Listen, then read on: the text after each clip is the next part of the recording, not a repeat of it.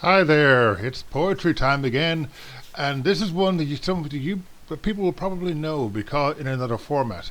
This is A Boy Named Sue by Shel Silverstein, and I know people are going to say, but that was by Johnny Cash. Yes, Johnny Cash sung it, but he didn't write the words. Though he edited it and probably made the music and so on and so forth. He actually copied it from. Well, he didn't copy. He sung it from a poem by a man called Shel Silverstein. Johnny Cash himself, of course, sang it at San Quentin, and it became one of the famous San Quentin songs and so forth. But we're not focusing on that version of it. We're focusing on the one by Shel Silverstein. And Shel Silverstein is what is known as an interesting character. He was variously an American writer, poet, cartoonist, songwriter, and playwright. He's had his poems, sung by a lot of artists, including Chris Christopherson and a whole bunch of other people, and including the Dublin City Ramblers, I think. And he basically he did a lot of children's books, including The Giving Tree, Where the Sidewalk Ends, and A Light in the Attic, which was written after his daughter died of a brain aneurysm. He also did a travelogue and was the chief cartoonist from 1957 for the adult magazine Playboy. So obviously I haven't seen any of those. Mom.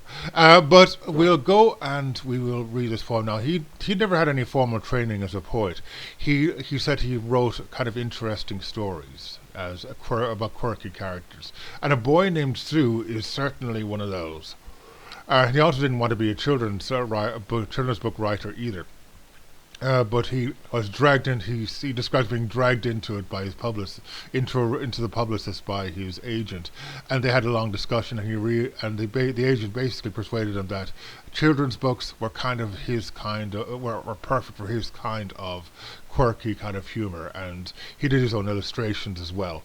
So if you had The Giving Tree, like I gave it to my nephew, for example, those illustrations were actually Shel Silverstein's own drawings himself. And probably his other works, though I haven't read them, so I don't know. But he was a very, very prolific drawer, so I assume it was. Anyway, enough about that. Let's actually get into the poem. And so here we go. A Boy Named Sue. Well, my daddy left home when I was 3, and he didn't leave much to maund me. Just this old guitar and a bottle of booze. Now, I don't blame him because he run and hid, but the meanest thing he ever did was before he left, he went and named me Sue. Well, he must have thought it was quite a joke, and it got lots of laughs from a lot of folks, and it seems I had to fight my whole life through. Some gal would giggle and I'd get red, and some guy would laugh and I'd bust his head. I tell you, life ain't easy for a boy named Sue. Well, I grew up quick and I grew up mean, and my fists got hard and my wits got keen, but I made me a vow. Sorry, my apologies. A slight mistake.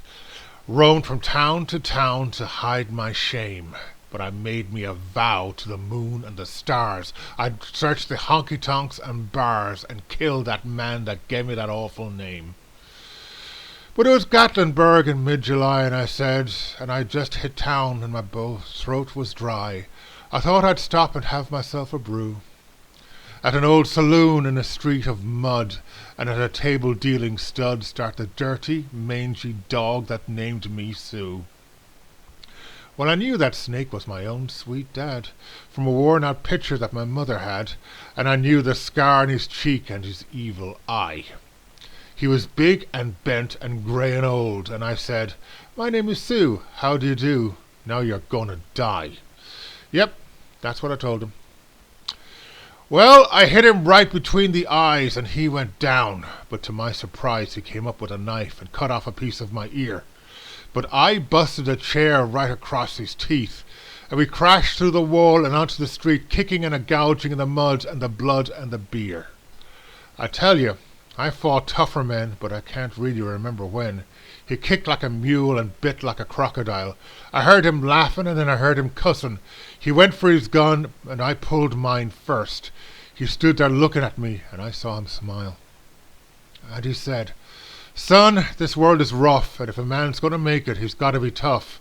and I knew I wouldn't be there to help you along. So I gave you that name and I said, goodbye. I knew you'd have to be tough or die, and it's that name that's helped to make you strong. Yeah, he said, now you have just fought one hell of a fight, and I know you hate me, and you've got the right to kill me now, and I wouldn't blame you if you do. But you ought to thank me before I die for the gravel in your guts and the spit in your eye, 'cause I'm the guy that named you Sue. Yeah, what could I do? What could I do?